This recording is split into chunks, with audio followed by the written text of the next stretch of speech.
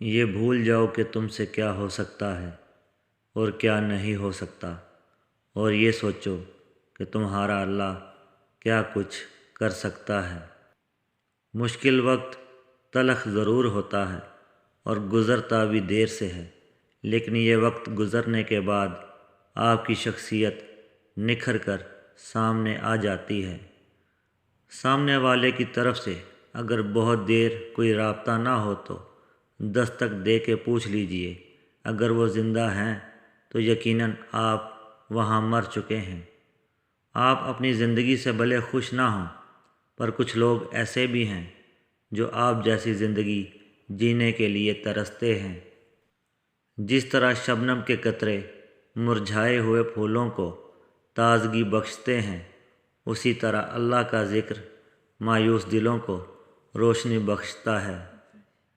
اللہ کو پسند ہے جب انسان ہزار گناہوں کے بعد اس کی طرف پلٹتا ہے، ٹوٹی پھوٹی ہی سہی اس سے معافی مانگتا ہے، کچی پکی ہی سہی اس سے توبہ کی تڑپ مانگتا ہے۔ جب سایہ قد سے بڑا اور باتیں اوقات سے چھوٹی ہونے لگ جائیں تو سمجھ جائیں سورج غروب ہونے والا ہے، اور پھر آپ ہر قسم کے حالات سے لڑنے کے لیے تیار ہو جاتے ہیں۔ سمجھیں تو یہ وقت اچھے برے کی پہچان کروانے اور رب سے قریب کرنے میں آپ کا مددگار ہے۔ ذاتی زندگی ہو یا کیریئر، صرف سچ بولنا اور سچ کے لیے کھڑے ہونا آپ کو ترقی دلاتا ہے۔ صرف سچ آپ کو بلندی پہ لے کر جائے گا، کیونکہ وہ آپ کو ہلکا کر دیتا ہے اور آپ ہر بوجھ سے آزاد فضا میں پرواز کر سکتے ہیں۔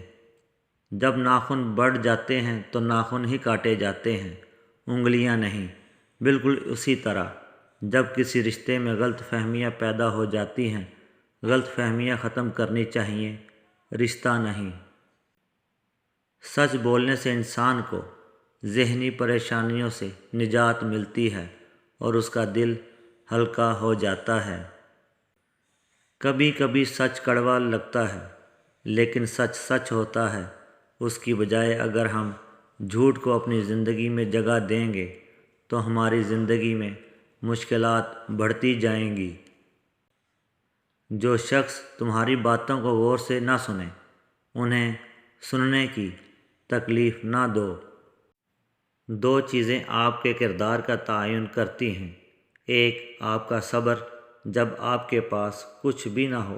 دو، آپ کا رویہ جب آپ کے پاس سب کچھ ہو۔ دو ایسے کام جن سے میاں بیوی کے رشتے میں پیار اور بڑھتا ہے۔ ایک، بیوی کا احساس کریں اور عزت دیں، کیونکہ یہ دو ایسی چیزیں ہیں جو کسی دشمن کے دل میں بھی آپ کے لیے پیار پیدا کر دیتے ہیں۔ دو، جب گھر میں داخل ہوں تو چہرے پر مسکراہٹ رکھ کر داخل ہوں، کیونکہ بیوی جب پورے دن کی تھکاوٹ کے بعد آپ کا کھلتا ہوا چہرہ دیکھے گی تو وہ بھی کھل اٹھے گی۔